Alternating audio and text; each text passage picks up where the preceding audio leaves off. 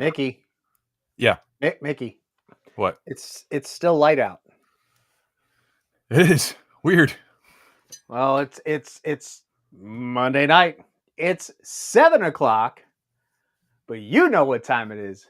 It's time to start your week off right here on Play for Keeps, the show on Nerd Initiative. This week, it's week 3 of April O'Neil, month of Teenage Mutant Ninja Turtles. So you know what I got to say? Booyakasha!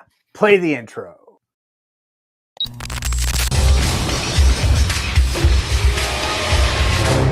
Leonardo's a leader in blue, does anything it takes to get his stitches through. Donatello is a fellow, has a way with machines. Raphael's got the most attitude on the team. Michelangelo, he's one of a kind, and he knows where to find it when it's party time. That's a split inside of every single skill they need to be one lean, mean, greedy, critical team. Teenage Mutant Ninja Turtles, Teenage Mutant Ninja Turtles, Teenage Mutant Ninja Turtles. Heroes in the half shell, turtle power. Yeah, baby. I forgot how much I enjoy that theme song. Yes. Look, folks, welcome back to Nerd Initiative. I hope you've had a phenomenal week. You had a wonderful holiday, or however you spent your Sunday, even if it was in the squared circle. So make sure to check out Wrestling Night Live this week. We're just going to plug them right now because this is their Christmas and Easter all together. But what's going on? Welcome back, Nerd Initiative. My name's Off the Cuff Tom. And with me, as always, he is the screw loose to my wingnut. He is the Nerd Initiative. He is Mickey, the party dude, Smith. Mickey, how is your week, my friend? It was pretty good, dude. Like, I don't know. Like, yeah, it's been awesome. It's been fun. Reminiscing on this great series that we're going to talk about tonight. Yeah, man, not a whole lot other than the Easter holiday and WrestleMania, which I wasn't really into this year. Usually I am, but this year my friends that I usually watch it with weren't free, so we kind of didn't do anything. So it's a little different for me. Yeah. Well, Plus, it was Easter. Don't worry, Mickey. I took one for the team.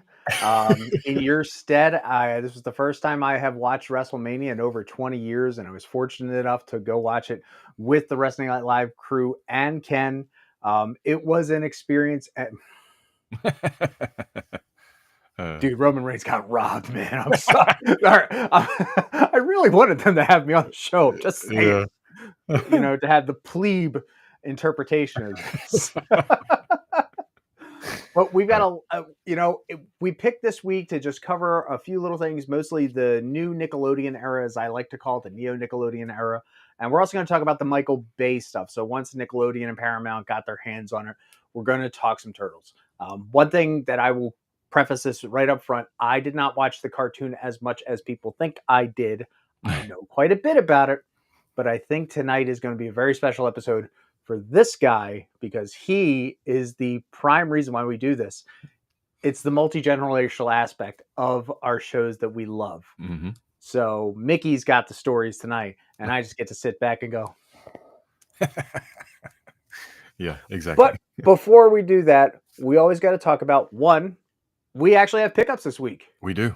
Yeah, we do. I will go first since yours is makes a little more sense with everything that happened this past week. Okay. I got a pop. Now, you guys know I am not too big into pops. I'm extremely particular about my pops. And usually it's just food-related pops I get now because they actually sit in my kitchen because, it makes sense. But I got the Spider-Gwen from Spider-Verse, and I've really been debating on starting to collect the Hasbro Spider-Verse figures. With Venomverse and Spider-Verse, of us covering that for the comics, I'm really tempted to do it. But I think you absolutely supersized your pickup this week. So what did you pick up? Yeah, well, it's a couple days late and $1 short. Superman Day just happened earlier this week. And by the way, go check out all that content on Nerd Initiative because we had a ton of it. Articles, videos, everything. But today I was shopping and I missed out on this for the pre-orders. This baby boy right here. I hate this ring light and my screen. But yeah, dude, this is awesome because missed out on pre-orders. Like sometimes you hop up there and they're gone in an instant. And this was one of those. And I was mad. And I was like, I'm never going to get it unless I pay double for it on eBay or something or at a con. And then today just happened to walk by and I saw the red platinum scarecrow, which is the one in his suit and stuff. And I'm like, okay. I was like, well, let me see what they got because this is new. I haven't seen any nice figures like this. So back of the line, my man, the classic animation 1940 Superman. I was so happy because I love that cartoon. I love that animated series. That whole like era of Superman really is where I kind of jumped on. So I was like, yes, I'm so glad I got this. I love it. I'm happy and I'm never getting rid of it. I'm very happy for you again, considering the air of it, Superman and everything going on right now with the new movie coming out. Be able to get this in the wild still. Yeah, it's a big deal. It's a big deal. Now It's there were always fun. It's there always were fun. other things outside of Earth. There were things that are happening in a galaxy far, far away. Yes. So let's talk about this when we're talking about our toy news.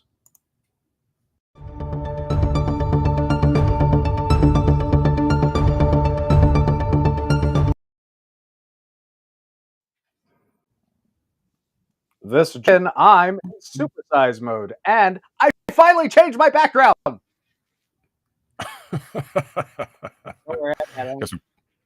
some cool Transformers back there and stuff. I was gonna say, why can't I slide? Why am I not moving? Slide. I mean, I have no problem being on the big screen right there. That is weird. That is usually how it goes, is it? I know. Could do that. Folks, it's this is a different time for us. We're not used to being at 7 o'clock. Yeah, there we go. I got it. Boom! All right. So, no, yeah. Booyakasha. Booyakasha! Yeah. But there was a huge event. Oh, wait. No, we're not going to get that yet. There's two huge events. One is more personal and affects everyone, right? Mm-hmm. Which is, we're not going to get to the news. We're not going to get to the politics of or anything like that. But tariffs are a real thing, right? We can't escape it no matter who we are, who we voted for, or whatever. And now we knew it was coming. But it's starting to seep into the collector's realm, right? I went to pre-order this awesome Born Again Punisher earlier this week and saw the little excludes tariff surcharge. And I was mad, honestly, like at first, like why and how much is it going to be? I don't know. It's just a little thing up there, right? Yep, we don't know yet. But yeah, that was the first one I saw. And then yesterday, I think this Entertainment Earth one popped up where upcoming price changes are coming. And you can read the whole article. They're on like all like Toy News International and Toy Arc and all those. But like basically they tried everything they could to cut in-house, but there's only so much they can do before they can't handle those extra charges that are being placed upon them. And they're going to have to pass them on to us. That's just the way it is. First world problems, I guess. Ever since, and I've been saying this pre the dark times of COVID, and again, I'm not getting political on this. This is solely based on the dollar. It really stinks to see that these figures have gone up so much. All right, they've literally gone up 20 to 25% since we've seen them. I do miss having my figures at 18. Like, it's $20. It's feasible. And not kidding. This 25 just makes you second guess what you really want to get. Yeah. Anymore. It's definitely changed. And I've heard other big, collectors I follow on social media talk about how it's going to change the way they do things. We're not going to be getting new figures anymore right off the shelf. We're not going to be pre-ordering things. We're going to wait for clearance shelves and stuff like that. And that's a real thing. And that's what we're going to do. And that's the new, I'm not going to say it's new normal because I hate that, but Ken. Yeah. You're right, by the way. I would pay $1 million for John Barenthal's Punisher. It's a gorgeous figure. Like let's not go wrong with that. It is a stunning figure. I missed out on the first Netflix one they came out with. It was part of a Man-Thing Build-A-Figure wave. So I was like, I got to get this one. So yeah, it is what it is. It sucks. We're going to be much more selective in what we do going forward, probably. Does the Born Again line have a Build-A-Fig attached to it? I haven't heard anything about that yet. No, and I don't think it does. They've only talked about they've only released pre-orders for Daredevil and Punisher, and I pre-ordered both of them, so we'll see. Yeah, I would like to see a bloodied version of Bullseye, like with maybe you can see a little bit of the whatever alloy skull he has. Yeah, that would be cool. Heck yeah. Have they said what that alloy is? Adamantium. They did confirm it was adamantium? Okay. Yeah. Absolutely. But another big event in a galaxy far, far away. We That's had right. Star Wars Celebration, which is huge news, and there was a lot of Yep. toy announcements, as you can see here. Yeah, they did. You got a lot of standards. We need another Han Solo or Chewbacca or another Stormtrooper or whatever. There's a million Cobb Vance too. I was like, do we need another Cobb Vance? Like, okay, Now, I will say the crosshair on there, yeah, I'm good. I will get that because I have actually Clone Force 99. I have them both seasons costumes. So I have no problem getting that one. right. Doing the Ronin one, eh. I was a big fan of Visions. That's really the big one that stands out to me out of all these that piques my interest. Really, we'll see how much it is because it's a huge box set. It's beautiful. It Yep. like folds out with this beautiful artwork and everything. But I How think much are we paying of the artwork versus how much are we paying for the sculpt and the night and the what 7 colors of gray? yeah, yeah, I don't know. It's gonna be rough. But we also got some video game figures there that Put the thing up. Put the thing up. all right, hold on. Let's go with this first. I got the other one. Okay. Go. What the hell? Why? Why? This is 2 freaking years too late. Okay? I'm Yeah. being very honest. Like, this should have been, if they were going to develop this is when this should have been done. To my knowledge, this is the only figure so far, aside from Kylo Ren, that has the cross guard style lightsaber. All right? I've actually already bought, and I have it floating somewhere around in here because he's already packed. I went and bought a 3D printed custom version of the Jaro Tapal double bladed lightsaber. All right. There it is. Scuba Steve, awesome, cool. The blaster, cool. The mullet face, not my deal. Fine. Give me another BD unit, awesome. Who the wanted Turgle? Like, I would love to see where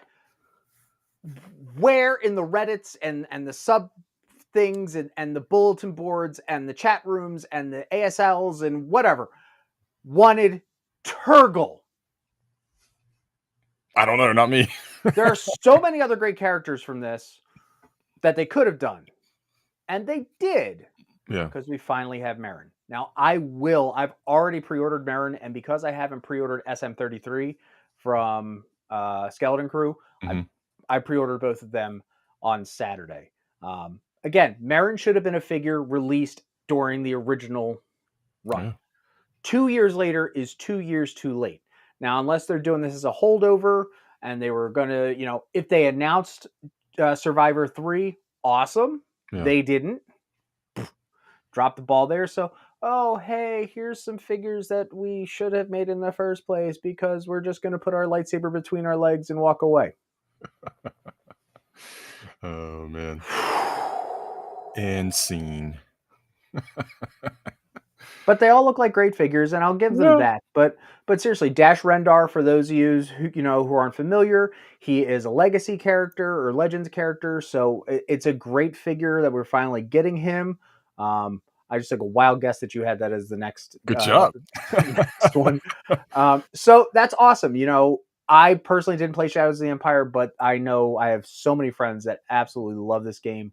So I'm happy for them to finally have it physically. It is a stunning figure. I mean, I think the gloves and maybe the boots just might be rehashes of, say, your Han Solos, but I believe that the chest piece is new. I have a feeling, though, that the bodysuit, don't get me, and you're probably my expert on this one, is that a recolor of Shocker? Dude, that the first thing my mind went to when I saw this figure was like, dude, it's Shocker. I don't know, maybe, but I'm not sure. It is Hasbro's all one, so they could have. Still all That's are right. one. Yeah, I wasn't big into Star Wars Legends or anything, so I don't even know anything about Dash Rendar other than his name, and I was like, okay, cool. Mm-hmm. I'm sure that's a big deep cut that like hardcore fans will love and will sell. But And the purple backing on it, I'm yeah, really liking that. That's a really good one. it really pops really good when they do that. But also, I mean, sticking like number one, that's Black Series, now Vintage Collection. I thought this was pretty cool. I don't like the price tag on it because, again, like I said last year, I'm done with Star Wars for a while. Like, it's just, I've already had to adjust my collecting. Star Wars is one of those things I had to let go. I think this is like $69.99. Maybe it's worth it. I don't know. This Vintage Collection is a little bit smaller, but that is a really nice looking Bantha. So this is where I'm going to play devil's advocate. You know I'm not a fan of Vintage Collection because it's the old Kenner size 3 3/4 inch figures. But the fact we're getting a Bantha that's in relation to it, I wouldn't mind putting just the Bantha on my shelf because I know somebody who I can give the Tusken Raider to, just for the sake of having a Bantha. Yeah, and it's soft goods. It's hair. I thought that's pretty cool. So that's why, having to make that, I can see where the price tag is. I still think it'll hit the clearance racks. Oh yeah, for sure, definitely at $69.99. Yeah, Mm-hmm. Vintage collection is one of those things that have gotten away from me because I used to collect those because they're very detailed for what they are, and they were amazingly done. And they were at a much more affordable price point than Black Series for me because they were like until they started catching up to Black Series. They were like $10 to $12 a pop, and now they're like 17 to 20. And I was like, oh, okay, you can keep them. Anyway, that's a really cool figure, really cool toy if you're a collector. I ain't hating you for buying it. But they also had something a little to get away from figure, something more like toy related. Was this really cool like lightsaber with the power crystals? That is pretty interesting. And if I was a younger kid, I would like it. Mickey? Yeah. What? Bad. Bad. Power crystals? Oh, sorry. Kyber crystal. I think the picture on the box says power crystals. That's why it was in my head. But yes, Kyber. Sorry. Thank you. You're welcome. Yeah, but you can be any color you want. The Kyber crystals are interesting. The fact that in Star Wars canon, and I know the Kybers has been rewritten and rewritten and rewritten. The fact that we're getting the red ones, we're getting the colors we don't really see that often, like the lighter blue. I can't tell if that's brown or red or like what's that one in between the green and purple? It's like a brown, right? Or I think it's kind of like it's like a red and black. Like it's like a cracked red or something like that. Maybe. Okay. So I like the orange and the yellow though. Those are like my favorite lightsaber colors. So it's cool to see those. So it'll be interesting. I mean, the last time we've seen an orange saber, I believe in canon, was Sidious's master had the orange one. Mm-hmm. Plagueis, I believe. Yeah. And then that lighter blue one, I don't know. Is that Ice Kyber? I mean, there are certain other crystals that do work in lightsabers that can produce other effects. Yeah. So I'm interested to see how this is going to work with the extending blade and everything. I'm down for it. I think I wouldn't be surprised if this works out so well. We see some sort of new forms in Galaxy's Edge. Yeah. Because sure. I think people are kind of getting tired of just having, the basic colors. Let's open it up. Yeah. You get red, green, or blue. Purple. You can't get purple. You can't get purple. I think you can could you get the dark saber like black colors? I don't know if you could do that yet or not, but so there is a replica of the dark saber available. Yeah. But you can't change that out because of what it is. Right. So anyway, moving on from Star Wars, we've got talking about Superman Day or a little bit earlier. We've got a big movie coming out soon. DC Multiverse, McFarlane has started pre-ordering their figures, and dude, they look awesome. They are hyper detailed. I don't know if you saw you probably did see the still images of Metamorpho, from dude, fantastic. The figure looks really good too. That's exciting. I don't know much about the kaiju, but it looks cool. I don't care. I'm like, okay, so we took Godzilla's butt, a T-Rex's legs, a little bit of clay face, an axolotl, exactly, and boom. But you've got two Supermen. You've got like the basic version, which is just him by himself, and then you got a deluxe version that comes with crypto and some additional accessories. So that's pretty cool, man. I missed out on the pre-orders for the Superman figure, but maybe I'll catch them in the wild. If I catch any of them in the wild, I think I'll go with Crypto, Yeah. the deluxe pack, because he's the bestest boy. And I do have a cat figure. It's not streaky, but but I do have a Power Ranger cat figure. If you know which 2-pack that is. Metamorpho, I'm really the human aspect that they were able to get. I'm Yeah. always so used to seeing Metamorpho done with that extremely smooth face, almost like the chameleon, Yeah. just with features. He- Um, He's that's a got much lot. more texture to it, like swirls and like Yep. ridges. And I was like, okay, I kind of like it. Now I wouldn't be surprised what the price point is on that. Now, if you notice that it has the 22 pieces, I wouldn't be surprised if that's in the Lux line, Yeah. because the paint appliques, the having to, that's just a lot right there. And, McFarlane has a habit of like, I don't want to say gatekeeping some figures, but like, let's say putting up a paywall in a way that like we're going to make them only exclusively platinum, or we're going to make them exclusively red platinum, or like you can't pre-order them here. It's a whole thing. So, well, I don't know. We'll see. One last piece of news, since we're talking about WrestleMania weekend on Nerd Initiative. WWE has a ton of pre-orders up today and yesterday. I'm not going to go through them all, but you've got the New Day, you've got Dominic and R-Truth, you've got the Tribal Chief and an old school Razor Ramon. You've got the new Bloodline. That's pretty cool, in my opinion. Talking about Jacob Fatu. That's awesome. We've got like some WWE, like the Elite versions of Drew McIntyre and both of the Usos, Jay and Jimmy. And yeah, you've got like the final boss Rock coming out, and I don't know why we have another Triple H figure, but whatever. And then His name's on the door. if you collect the WWE superstars, like the old school, like they're The kind of Iron shaped like Sheik He-Man. right there. Yeah, they're kind of shaped like He-Man. You got the Great Muta, Big Daddy Cool Diesel, the Iron Sheik, and Zeus from No Holds Barred, which is awesome. I might have to pick that up. I don't pick up a lot of wrestling figures. I might have to pick up that Zeus because he's movie related. Oh yeah, it's tiny. yeah, tiny Zeus lister. But yeah, wrestling enthusiasts, man, their toys are awesome. Every now and then, I will see one on the shelf that may be an important character to me, back in the day, or maybe it's something new that really appeals to me. Like I got a Roman Reigns one because I was like, that just looks beautiful, and I really like his character. I'm gonna buy that. I got like a CM Punk one time, and Triple H is one of my favorites, so I've got a couple of him. But I've got a Rock. I've got all the big Attitude Era mainstays. Those are important to me. But yeah, there you go, wrestling, wrestling.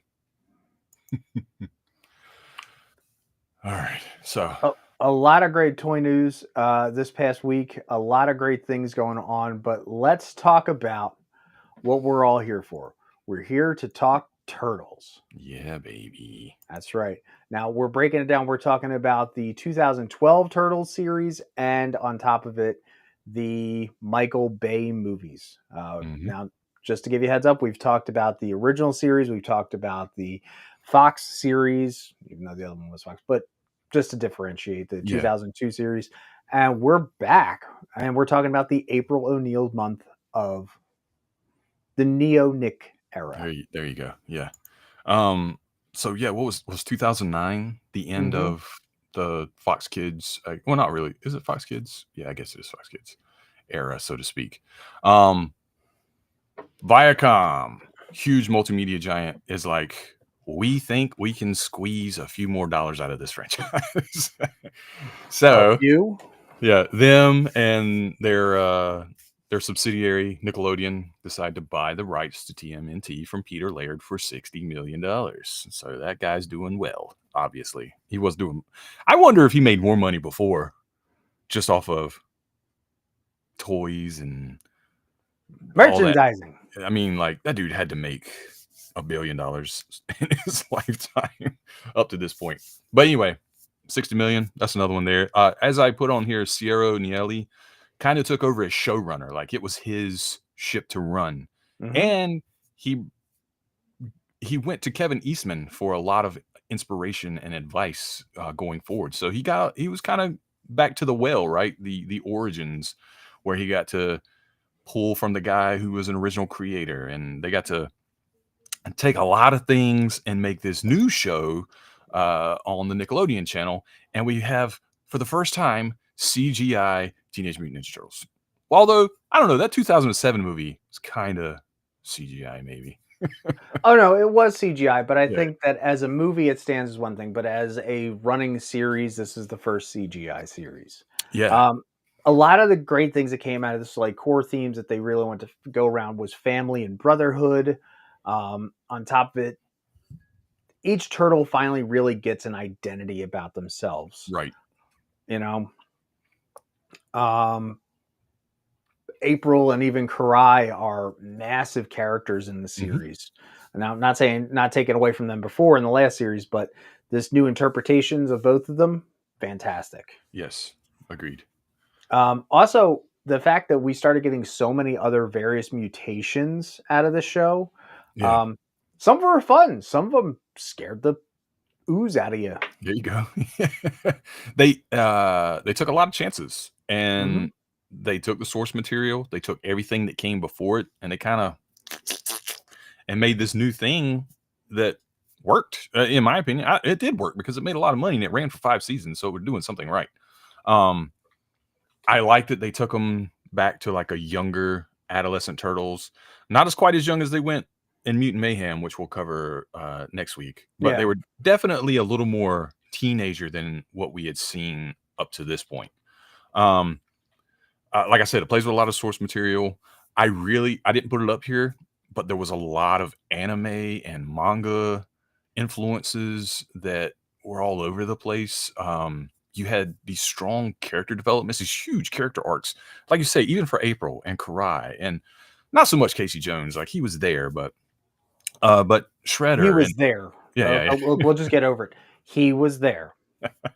I, Was he I like important? He I was like there. that Casey Jones, but yeah, he wasn't as big a part as some Casey's had been before. Um, and it's like you said, very they've always had their unique personalities, right? And they've Mm-hmm. always been individual in their own way. But I feel like this show really explored that in Yeah. a way beyond Donnie's a nerd, Raph's got anger management skills, Mikey's a dork, a party guy dork, and Leonardo's a stiff or whatever you want to call him, Boy Scout, whatever you want to call him. Mm-hmm. There was layers of these guys that explained these things, why the way they are, and maybe they were other things too. If what is it called? Is it the Venn diagram with the circles? Yep. The Venn diagram. This was perfect because they each kind of had different circles that overlapped and kind of went into maybe a brother or a friend or something. And it was really cool, and it made the story a whole lot deeper. And like you said earlier, I got to live this version of Turtles with my oldest son. Because he was right in that age group. They were trying to target 6 to 11 boys, and I think he was like 6 but we didn't start watching it till season 2, I believe, is when we caught on. And he loved it. That theme song we played earlier, it was a smash hit. Even me, I was like, I love this. We would jam out all the time. Leonardo, it was great. Got anything to Uh, see you through, exactly. It does. It's an earworm. It really is an earworm. Yeah. I can say, like I said, I only caught this every once in a while when there were big things going on in the show, or if they were Yeah. really leading up to it. And I have a particular thing I put in here, like, oh, these are specifically the ones that I watched, Yeah. kind of idea. And also, I say it really grows into something darker as the show goes. Like I said, they start out as these really goofy adolescent kids that are just kind of exploring life outside of the sewer, like for the first time. But And they is the question that they're growing darker, or because they're growing up, and not no, only yeah, that, so are the fans, and they can handle the story? I was gonna try to explain that what I meant by that was that we almost grow with them Yep. because as the show goes on, these experiences are real. If you think about the '80s show, they were all one-offs. It was goofy, it was whatever. In Mhm. this, when something happened, it had an effect for the rest of the show, all the way to the end. We even eventually see Splinter die, like, for realsies, Yeah. and it has a huge Spoilers. impact. Yeah. I'm sorry, it's 2012, you should have seen it by now. If not, go back because it's beautiful. Even though it sucks that he dies, it's a great scene between him and the Shredder, and It it's is. brutal, and it just wrecks the Turtles, and it wrecks you if you're invested like we were. oh my God, like, I can't believe that just happened. And you're thinking this is a cartoon, it's gonna be okay. They'll save him. No, Nope. he's dead. He does speak to them like from the afterlife a couple of times, like as encouragement or something. Or it may even just be their minds of what Splinter would say to them in that moment. Because they do face Super Shredder again at the end. And Leonardo, he comes to Leonardo and's like, fear nothing, my son, you can do this, and he gets the courage to defeat him. So like I said, there's just things that happen, and sometimes it's dark things that you would be like, "That's a little heavy, right, for a Mhm. kid," but they understood it just like we did when we were watching something like I can't think of something like maybe Voltron or Gundam when we were kids. It was pretty dark, and Or a we very special episode. yeah, so it was really cool that it was goofy and it was silly and campy at times, but it was also very grounded when it needed to be, and it was very serious. And tone would shift on you real quick, and you'd be like, "Wait, this is serious. It's not funny anymore." And like you may even get a little teary eyed at times. And yeah, I loved all the homages. I loved all the references. There's a whole arc dedicated to them getting their butts whipped, and Leonardo almost dies. And where do they go? They go to a farmhouse that looks just like the one from the original TMNT 1990 live action movie. So instead of Raphael being the one almost dead, it's Leonardo this time that's Mhm. almost dead, and they have to train and they have to get back and they have to learn how to work together and be strong as a team, and then go back and defeat Shredder and the Foot Clan. You're right, when they go back to New York, and I mean it's straight out of that movie almost. Not written word for word, but strongly referenced, Very yeah, strongly referenced. where you can go, because that was okay. I don't remember what I think it might have been the second or third season that happened when I was watching Mhm. with my son. And that's when I was like, I love this show and we're in for good. Like, we're not going to quit till it's done now. Because I love that movie. So, yeah. Yeah, all that stuff. That's a lot of information, but it's beautiful. It's wonderful. I love the reverence it has for what came before it, and even to make fun of it sometimes, but also take it serious at times when it needed to be. So the episode was called Within the Woods. It was the first episode of season 3 after they got their butts whooped at the end of season 2. There you go. Yeah. And that was something else that was really good. I remember that. That was a heavy moment where Shredder just dogged everybody and like beat the mess out of Leonardo. Like to the point where you're like, should we be watching this? Like he's like gonna kill this guy. But yeah, it was good. It was heavy in a good way. And it was fun to see them come back in a very familiar way for someone my age. So it transcends generations. And I think that's the best thing a show like this can do. Something that just keeps kind of getting run through the corporate machine, the Like I've capital. said before, we are the Ninja Turtle generation, and this is exactly why we'll keep reiterating this every single week. Yeah. Stuff goes on. Yeah. And as long as they can do it like this, it's great. I think it's fine. Mhm. There's also an episode where they meet the 80s turtles, just like we talked about in Turtles Yep. Forever. And it's a little goofy, it's a little silly, but it's a lot of fun too. And it's kind of the same thing. Like they're like, who are these dorks? And why are they winning by doing like nothing? Like I said, all they need is an apple and a piece of aluminum foil. Exactly. Donnie's got a portal gun. He's like, how'd you make that? He's like, it's easy. Just like he doesn't explain it. Like, it's easy.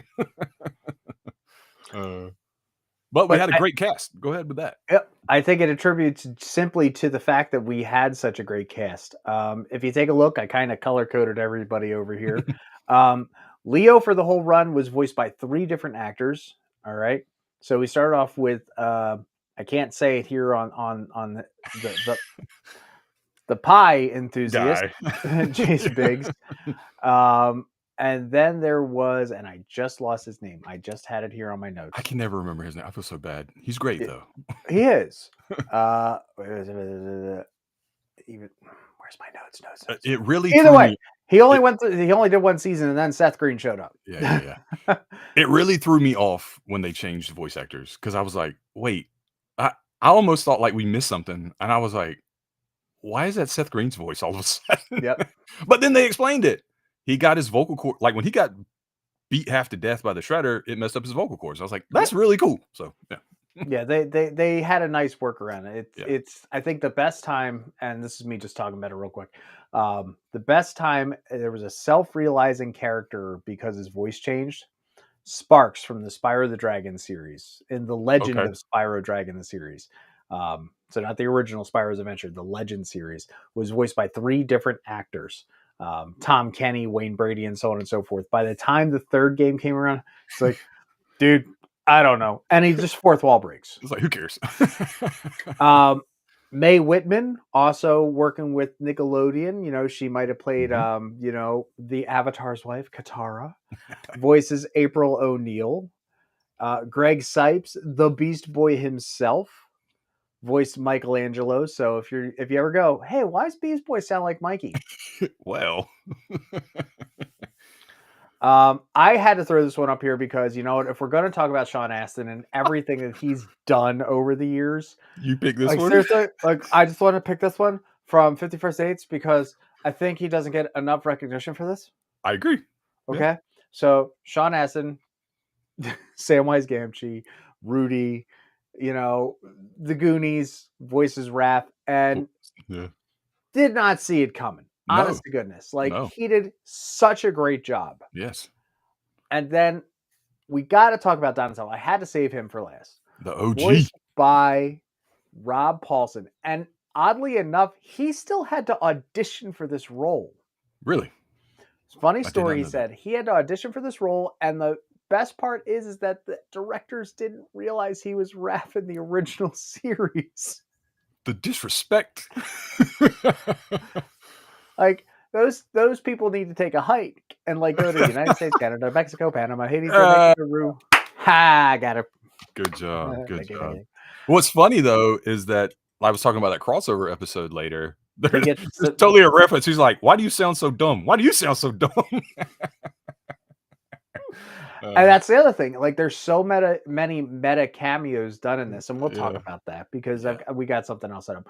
But now that it's a new brand, it's a new Viacom, it's new Paramount, it's still Playmates. Yeah, because they had the licensing. Like, we really need to look up how long that licensing contract's for. Like, is this an indefinite? Is this a 50-year run? What's the deal? I don't know, but we'll get to that. One of my absolute favorite things about this show was the show within the show, because each season would have one of these shows playing. Like, Leonardo would be watching one of these shows. He was a TV guy. He liked watching TV. He liked watching, you know, science fiction stuff, basically. It was his break from reality of being the leader. And the very first season, and each one of these shows would kind of follow along what was happening to them actually in real life, their real life in that season. Space Heroes was a spoof of Star Trek from season 1. He learns a lot from the Captain Kirk character, like about leadership, right? And then I think season 2 was the Voltron superhero something Fabulous 5. I can't remember what it's called. Mecha Furious 5. I don't remember. Anyway, it's a Voltron spoof. And what's crazy is in that season, they eventually get like a mecha robot, and they all have to drive, a limb. And I thought that was really cool. I think season 3 was Slug People. Not Slug People, but it was like the. I just drew a blank. Krogan the Barbarian, which is literally a play Thundar? on Thundar. Yeah. Space. So with Space the Thundarians, Heroes, right? No, that's not their name. No. What is their name? Thundar the Barbarian. Thunder. Okay. And there's also the Herculoids as well. The Herculoids. That's what I was trying to think of. Yeah, that's what that really reminds me of. Yep. And the captain, who is Captain Ryan. Yeah. And then, of course, Space Heroes was replaced by Space Heroes The Next Generation, which Leo was not a fan of. Final season, I believe, when they're actually going through space, like on a trip with Fugitoid, which is a really good season, by the way. But yeah. So Krognar the Barbarian, now that I can say it right. Krognar. Okay, thank you. Was Mikey's favorite show. Yes. And that was great. But I love Chris Bradford's Too Rough Crew because it was Chuck Norris related. And 2, he actually becomes a character in the show where they meet him, and he's kind of a butthole to them, right? Like, you're Chris Bradford, you're like the martial arts master, and like they kind of realize this guy's full of junk. And he's actually kind of tough, and he ends up becoming a mutant and working for the Shredder in the end. So I love these little shows. I was always fascinated by what was going on the TV in the background when I was watching. I was like, what is that? That's Voltron. What is that? That's Chuck Norris. So It's the Super Robo Mecha Force 5. love it. I love it. That was one. That is just a nice little touch, a little detail that you don't see, right?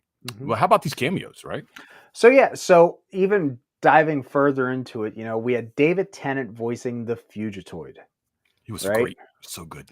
Corey Burton, who voiced Mikey way back when in the movies, voices Slash. And Corey Burton, it's art imitating life. Let's be honest. He was a good guy and now he's voicing a bad guy. He's in his own special niche of pop culture. So hats off to Corey Burton. I think that's Corey Feldman. Just to be Oh, sorry. I get my Corys mixed up. There's a lot of them. Yeah. Sorry, Corey Feldman. Yeah. Ron Perlman has had how many voices over DC, So but to get him to play how do you say it? Armageddon or Armageddon? Yeah, Armageddon, I think. Something like that. Yeah. A video game throwback. But I think the best one right here, reintroducing the Punk Frogs the way they did, but to have John Hader and to voice Napoleon Bonafrog. Oh, is he the frog? I thought it was Manu Gecko. No, that's not. No. Okay. He voiced Napoleon Bonafrog as Napoleon Dynamite. Yes. Okay. Which is great because the other Punk Frogs are, yes, we are warlords and blah, blah, blah. It's like, God, I just want to go play fight. Seriously. I want to go make a fly quesadilla. Seriously, Rasputin, what's your deal? Again, moments of levity during seriousness, and it works so well.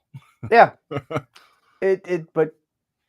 And there's so many more other actors. Kevin Michael Richardson. Oh my gosh. Yeah. The list goes on and on with everybody that has also been attached to this show.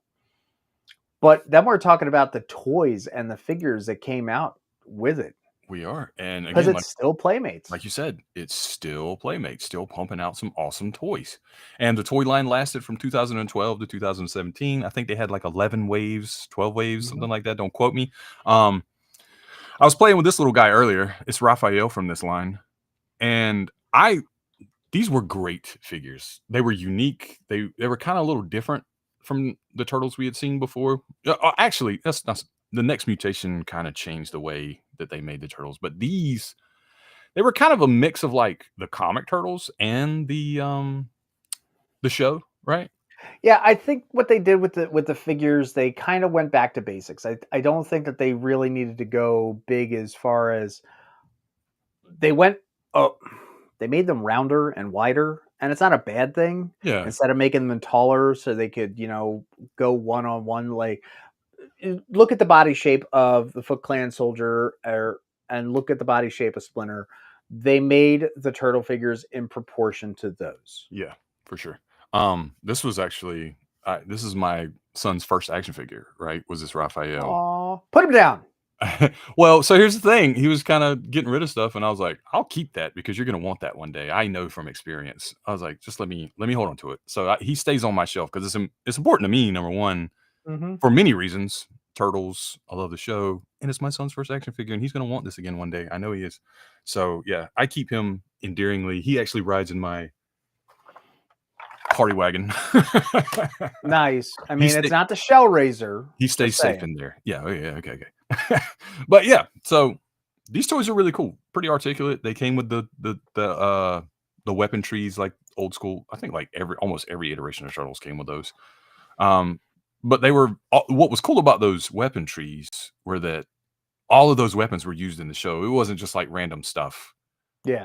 Like gardening tools and stuff. It was like their main weapons, they're like modified versions of those weapons because they use them in the show and stuff like that. But yeah, here's some packaging, front, back. I always like to show that, for maybe you want to collect them or want to find them, and this is what they look like. Pretty standard though. Nice bright colors like the show, had that young feel to it, and you got the little bio like every Ninja Turtle toy has ever had, which is cool. I love that. So yeah, that's that, and then. I just had to throw a few. They don't have a lot of vehicles. This was like very few of them were right here. Right. I don't even know if they made the Shell Razor or the Blim, but Oh, they had to make the Shell Razor. I couldn't find the picture of it. Well, they did, but they made it. The one I found was for these half shell heroes, which I don't know if you guys are familiar with the Imaginext toys that were kind of getting really popular around this time as well. Mm-hmm. So they were like preschool versions of DC heroes, and they Yep. also had their Everybody had 'em. Star Wars had a line. Rangers had a line. Mhm. Uh, Anything that was under the Hasbro banner, you know, the or Hasbro and Play School were working together. yeah. So again, with Playmates getting the rights over to their the red tape. Yeah. Uh, these weren't Imaginext though. These were still Playmates. They were, I don't know how close they came copyright wise or what they Oh, they were, did. but these thrived pretty well. I remember having a few of them for the kiddo too. The toy line continued on. They released their turtles again, and this time I don't know if you noticed, but in this first one they just have the white eyes, Yep. right? The And then fighting eyes. they released them later with like the pupils in there. So yeah, they again, I I'm not gonna put every figure they made, but they did the same thing they did with every wave before it. There's a variant of every turtle for every different kind of Mm-hmm. thing. They shoot stuff, they wear costumes, they do all kinds of stuff, mutate, all that stuff. But yeah, man. Yeah. Battle damage, stealth, space, samurai, monster hunters. And you know what we didn't talk about when we were talking about the individual parts of the turtles is things like Raphael's little cracked Yes. shell. Donatello has a gap between his teeth. And before we move on to Michael Bay, I just wanted to say Michelangelo in this show was a savant because, like, you'd think he was so dumb and so like clueless, and then he would do stuff like to save the day or like something. You're like, how did Michelangelo figure out how to do that? Like, he was the one that would survive. He survived in Dimension X by himself for like Mm-hmm. months or years. I don't remember how long it was. And everybody was like, how did you do that?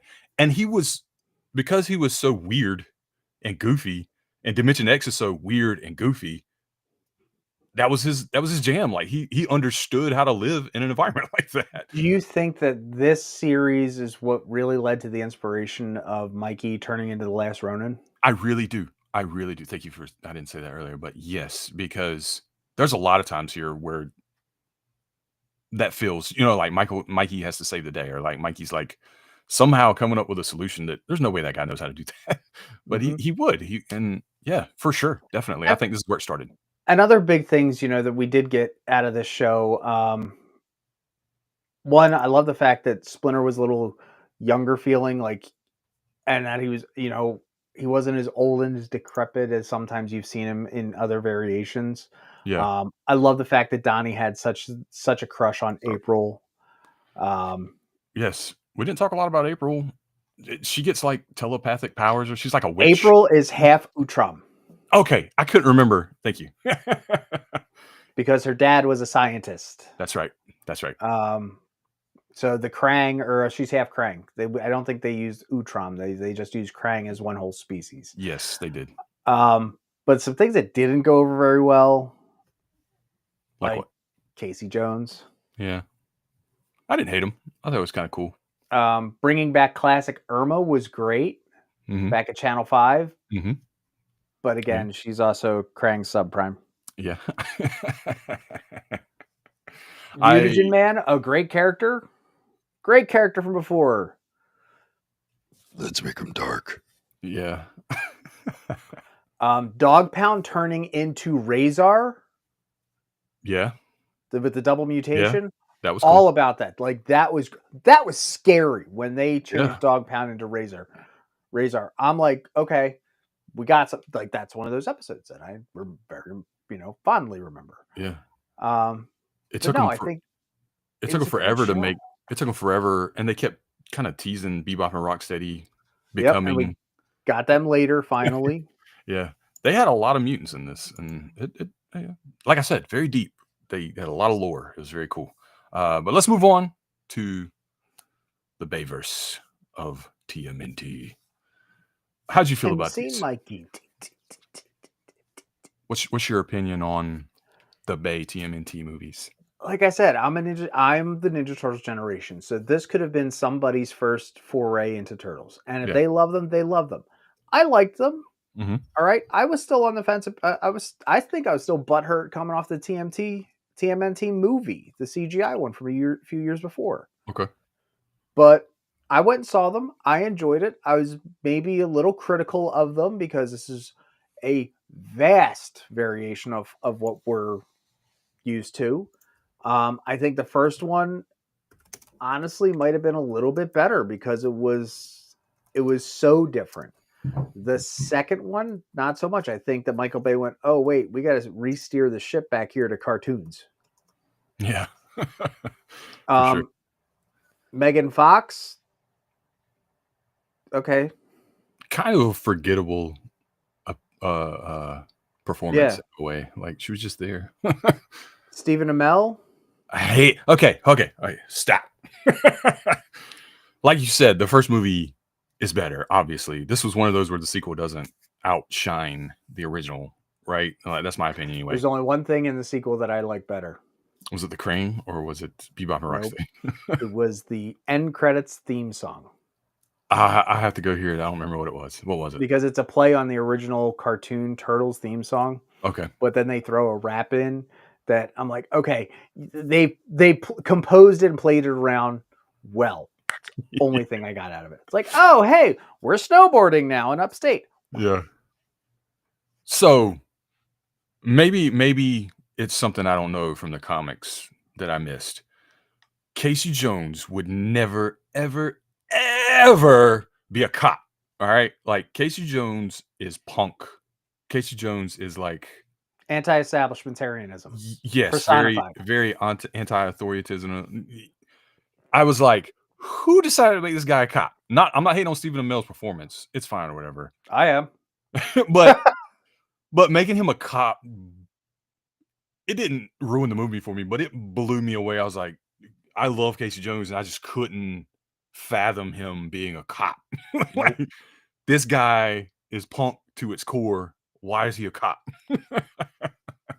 So yeah, that the second movie I don't really care for. The first movie I genuinely enjoy it, and you know, a little I care about it. You know, my least favorite part was Splinter, and Splinter's like one of my favorite characters. Yeah, that's great.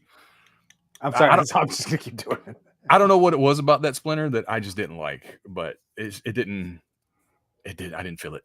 So yeah. The Shredder was bringing it up. I can't even picture him because he was that unimagined. Yeah.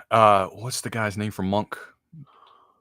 Tony Shalhoub. Yeah, he voiced him. I know. He didn't do terrible, but it was almost too cartoonish of a Splinter, and he was pretty good. He was a badass when they were fighting, but otherwise, like, I didn't care for him. But yeah, there was so many really good actions. There's an action sequence where they're like going down the mountain.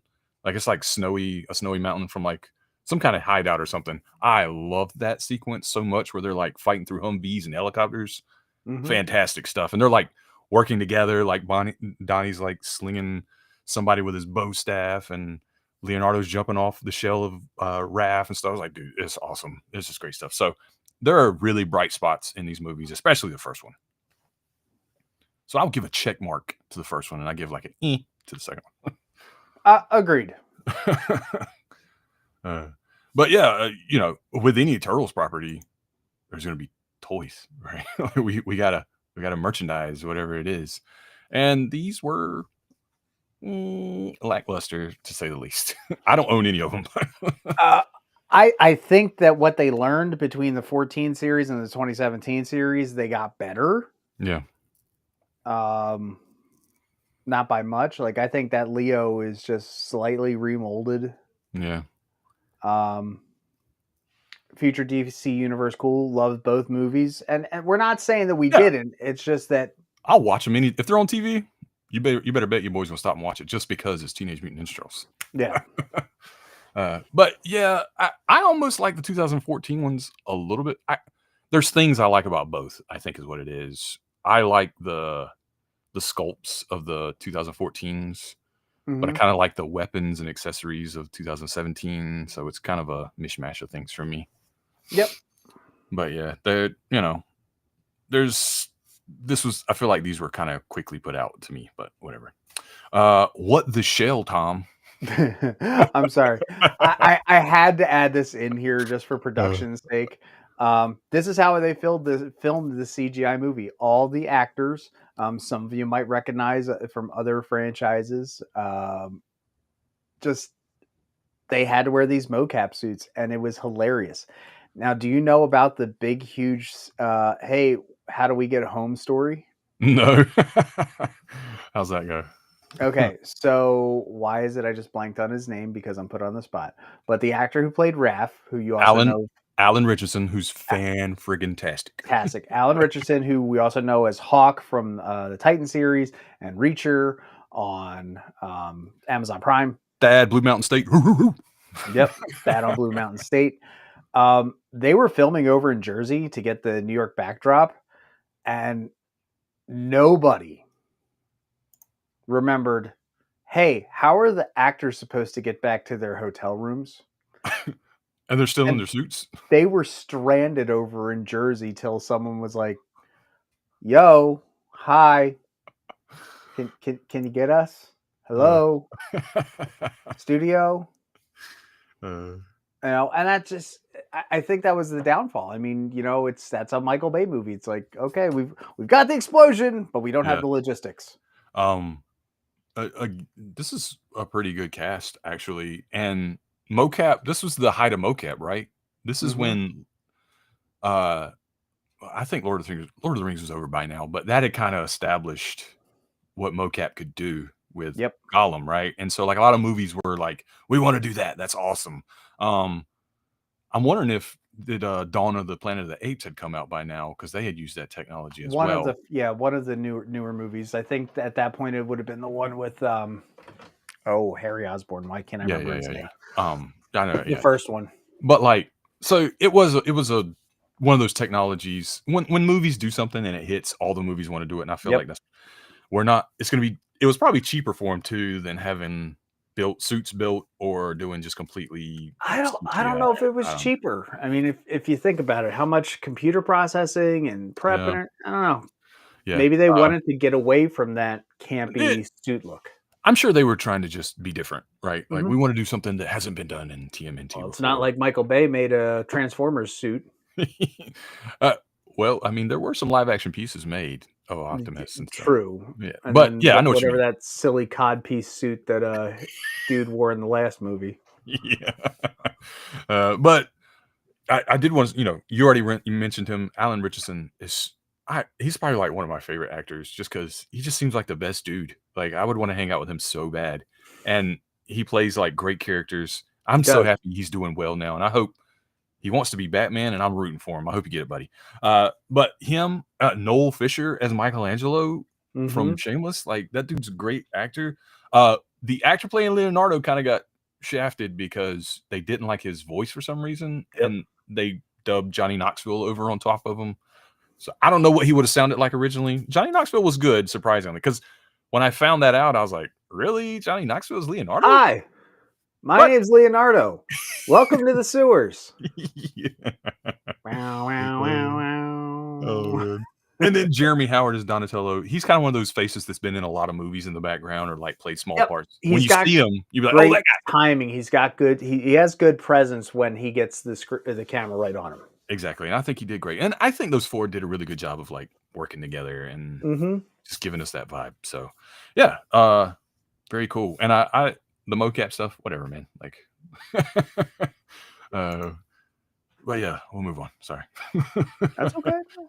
I was just gonna show again, I just like to show the box art of these figure lines. You've got the first movie and then you've got Out of the Shadows. Pretty standard stuff. Like I ain't writing home about it or anything. I ain't Uh, writing home about Casey Jones. I can tell you that. I like how they did the thing. Sorry, I'm getting used to this. Wait. the three turtles and then the turtle at the bottom. You showed Yep. me in the last I think it was the last episode. Yep, I the forget. last episode they did that as well. They did it backwards though, right? Like, or I Mhm. can't remember what they did where it was like kind of confusing, but yeah. So there you go. And then we already mentioned it before, but finally we get Bebop and Rocksteady. Oh my god. And who is that playing Rocksteady? That is Sheamus from WWE.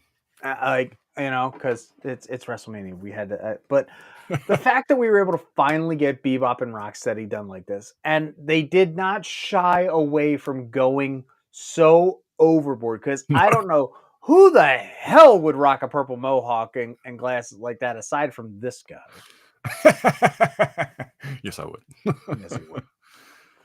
But like, we finally get as best comic book / cartoon accurate in live action. And they look great. They were goofy as all get out, and I loved it. They were Now, like I Barton don't and know who did the mocap for these two. I wouldn't be surprised if Sheamus did his own mocap. yeah. Because this is also, if anybody recognizes the actor who played Rocksteady, he's been acting. I will always remember him as Smart Brother from Undercover Brother.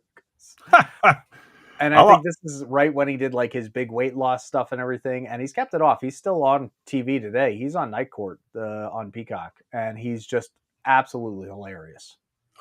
He's been in so many things. He plays Uncle Ruckus in Boondocks. If anybody's ever watched that, that show's hilarious. Yep. But I remember him from Malcolm in the Middle. That's where I first saw him. He played a part in that. I can't find his name right now, but yeah, I feel bad because he's such a great actor. I don't want to Bebop. I looked up Rocksteady by accident. Gary Anthony Williams. Thank you. Yes, he's a great Because all actor. I had to do was Google, like I said, Smart Brother. Does a ton of voice acting, also Yep. not just live action stuff. So yeah, he's everywhere. But yeah, there you go, man. That's 2012 Nickelodeon era TMNT and the Michael Bay films. Yep. Now next week we've got coming up, we're going to talk about the newer stuff that's coming out. I don't know. It's because it's 7:00. Yeah, but you know what? It's 8:00. It's Monday night. You know what you just watched. That's right. You just watched Play for Keeps, the show, talking about Teenage Mutant Ninja Turtles, the 2012 and Michael Bay movies. Make sure to come back here to Nerd Initiative for all our great content, because next week at 8:00 on Monday night, we're going to be talking about the new Neo Nickelodeon Revolution with Mutant Mayhem Rise. And we're going to finally finish off talking about all the ancillary media. Folks, I'm going to be very honest with you. When it comes to the new stuff from Nickelodeon, we're literally just going to go, hey, that's cool. And then we're going to talk really big about the comic books and the NECA figures and all the stuff that they've been doing. So if you're here to talk about the TV side of it, blink and you miss it. Okay? Yeah. It's going to be like a quick trip down through Dimension X, and then we're going to talk about all the other great figures. I really hope we spend a little bit of time on The Last Ronin. Oh, but yeah, that's comic books. We're definitely okay. All right. God, seriously, Mickey. Jesus. Don't worry about it. Oh. But either way, we've got a jam-packed week of great content. We've got all the reviews. We've got all the stuff. Tomorrow night, since we're talking cartoons, we have a very special episode of Turn a Page where we kick Ken off screen.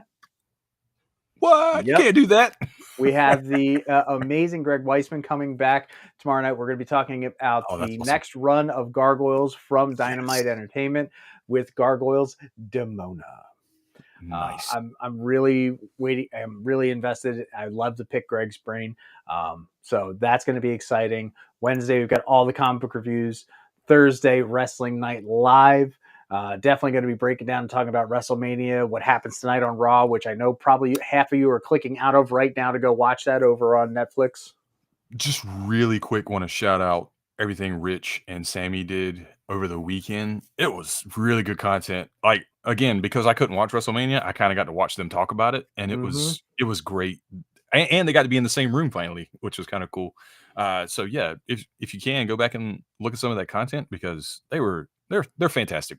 You know, they're the two people I go to when I want to listen to something about wrestling, that because I don't watch it as much as I used to. So I even gave a theory, and they were like, Wow, that's a really good idea. That's Hey, that's a good one. if you understand stories, you can understand wrestling. Yeah. Uh, But, we wanna make sure you're following along, so make sure because we here at Nerd Initiative, we love our QR codes.